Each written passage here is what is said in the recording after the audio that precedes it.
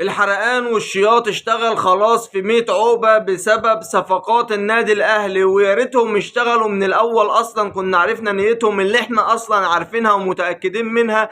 لكن جماهير الزمالك فضلت كاتمة نفسها وكاتمة الحرقان جواها من صفقات النادي الاهلي لحد الصفقة الوحيدة اللي النادي الاهلي عملها ولم يعلن عنها حتى الان، والشياط اشتغل. ما شاء الله، الله اكبر عليكم والله. حرقان وشياط وغضب في 100 عقبة بسبب صفقة النادي الأهلي توفيق محمد اللي عملها لاعب بتروجيت، اللي خلصها النادي الأهلي بعد إصابة يوسف بالعمري بالرباط الصليبي. هتقول لي اشمعنى ده، اشمعنى الصفقة دي اللي حرقتهم؟ والله يا صاحبي ما أعرف، والله العظيم ما أعرف. وقبل أي كلام لازم نوجه التحية ونشيد بأداء دكتور عصام سراج الدين مدير التعاقدات في النادي الأهلي، الراجل اللي مأدي شغله على أكمل وجه حرفيا، وبيبذل مجهود كبير جدا جدا من أول صفقة عملها لآخر صفقة عملها ولم يتم الإعلان عنها حتى الآن، وهو اللاعب توفيق محمد باك شمال نادي بتروجيت اللي النادي الأهلي خلص فيه بعد إصابة يوسف بالعمري. طب اشمعنى الصفقة دي اللي حرقت نادي الزمالك؟ الله أعلم. طب ليه جماهير الزمالك بيعملوا كده؟ الله أعلم. لك ان تتخيل ان خالد الغندور نزل البوست ده وبيقول لك هي الفرق بيساعدوا بعض ولا بينافسوا بعض؟ فين الدوري؟ ما معنى الدوري؟ ما معنى الدوري ايه يا عم؟ هنشوف لك مدرس لغة عربية يعني هنا، حاضر يا عم. دكتور عصام سراج الدين خلص صفقات النادي الاهلي كلها على اكمل وجه حرفيا، وخلصهم في تكتم شديد جدا. كنا بنلاحظ ان الاهلي بيطلع اشاعه ان الاهلي مخلص مع لاعب، نبص نلاقي الاهلي يعلن عن لاعب تاني.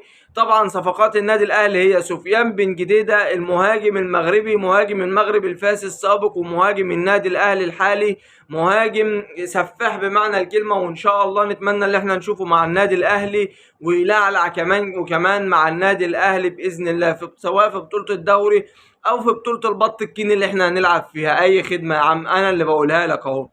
تاني صفقات النادي الاهلي منصف بكرار، مش سفيان بكرار يا صاحبي. لما بيجي لكم اللجان بتاعتكم لما بيجي لها الاسماء بيجي لها الاسماء غلط. ما اسموش سفيان بكرار، اسمه منصف بكرار المهاجم الجزائري. بيلعب مهاجم وبيلعب جناح، فهيقدر يفيد النادي الاهلي في الشق الهجومي بالذات يعني. بعد كده ندخل على الصفقات المحلية اللي أبرمها النادي الأهلي. أبرم النادي الأهلي صفقتين من نادي إنبي، والصفقتين لحد دلوقتي ظاهرين بشكل كويس جدا جدا في المباريات الودية. هتقول لي يا نحن واحنا بنتفرج على الماتشات الودية؟ ده الراجل من الشفع علينا وقافلها مية ونور، ولحد دلوقتي مش عارفين نتفرج على الأهلي ولا ماتش ودي، بما فيهم الماتش الودي اللي هيتلعب النهارده. اقول لك والله يا صاحبي كل الاخبار اللي بتطلع ان اخطاء عبد الله مبدع، وبالذات علي محمود.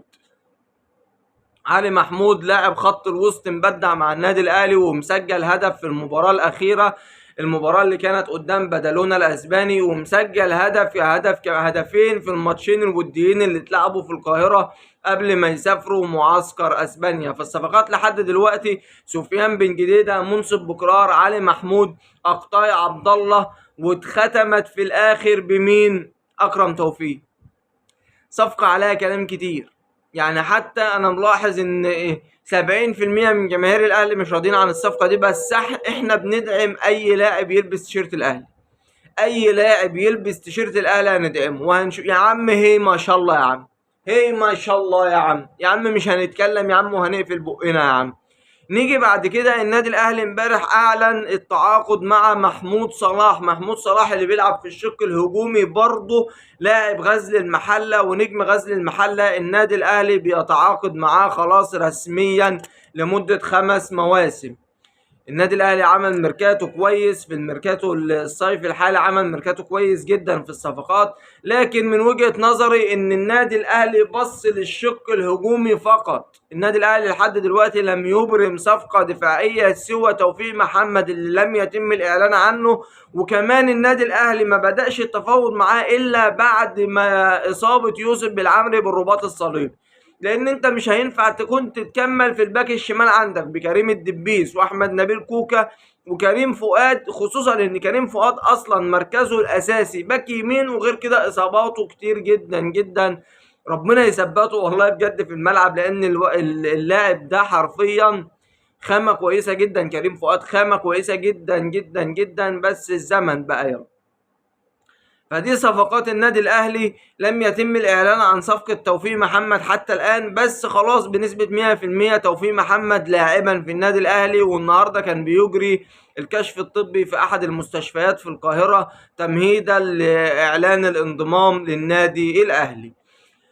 اللي ضايق جماهير الزمالك واللي ضايق اداره الزمالك واللي مضايقهم ان هم مش عارفين يعملوا صفقه. ما هو انت يا صاحبي انت جاي لك ايقاف تاديبي، ايقاف قيد تاديبي، الناس بتادبك، انت دلوقتي بتتادب، ماسكين لك الخرزانه والحزام وقاعدين بيأدبوا فيك، فانت تسمع الكلام وتسكت وخليك مؤدب، ما تبصش لغيرك. انا راجل يا عم معايا فلوس بعمل صفقاتي بخلص نفسي. يطلع واحد على التلفزيون يقول لك هو النادي الاهلي بيعمل الصفقات دي كلها وهو بيلعب وهو هيلعب في الكونفدراليه؟ انت مالك يا عم؟ يا عم العب في الكونفدراليه، العب في البط الكيني، العب في الوز العراقي، انت مالك يا عم؟ انت مالك انت؟ وبعدين احنا بنبص لقدام يا جلنف، يا جلنف احنا بنبص لقدام. احنا هناخد الكونفدراليه باذن الله، باذن الله هنكسب الكونفدراليه وهنجيلك باذن الله دوري الابطال السنه الجايه. انما انت معروف انت هتعمل ايه. انت في دوري الابطال السنه دي هتبقى هلهوله، هلفوت دوري الابطال. نادي الزمالك هلفوت دوري الابطال كالعاده، يعني مش جديده، يعني مش حاجه جديده، احنا حاجه اتعودنا عليها، يعني اللي انت في دوري الابطال هلفوت مالكش لازمه. فنادي الزمالك اللي مزعله ان هو مش هيبرم صفقات لان هو بيتأدب دلوقتي. وكمان اللي زعله اكتر وحرقهم اكتر واكتر ان النادي الاهلي لما اتزنق قبل غلق باب القيد بيومين اتنين قدر ان هو يخلص صفقتين. لما اتزنق النادي الاهلي واصابه يوسف بالعمري بالرباط الصليبي، النادي الاهلي قدر ان هو يخلص في توفيق محمد وفي محمود صلاح، مع ان محمود صلاح مش موجود في المركز الباك الشمال اصلا. بس النادي الاهلي عامل شغل كويس في الصفقات. من وجهة نظري كنا محتاجين مدافع، لكن هي قفلت على كده خلاص.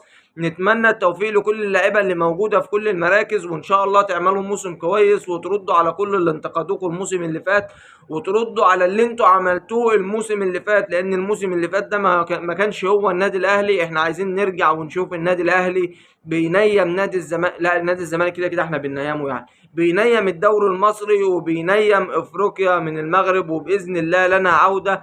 والكل عارف ومتاكد ان النادي هيرجع من تاني، حتى بتوع البليله نفسهم عارفين. وما تقلقش يتم ترويض بتوع البليله دول بسهوله، يعني بسهوله جدا. النادي الوحيد اللي بص ما بنعملوش حساب، النادي الوحيد اللي ما بتعملوش حساب، مش من الاهلي بس، هو ما بتعملوش حساب من اي حاجه خالص، ما تقلقش يعني.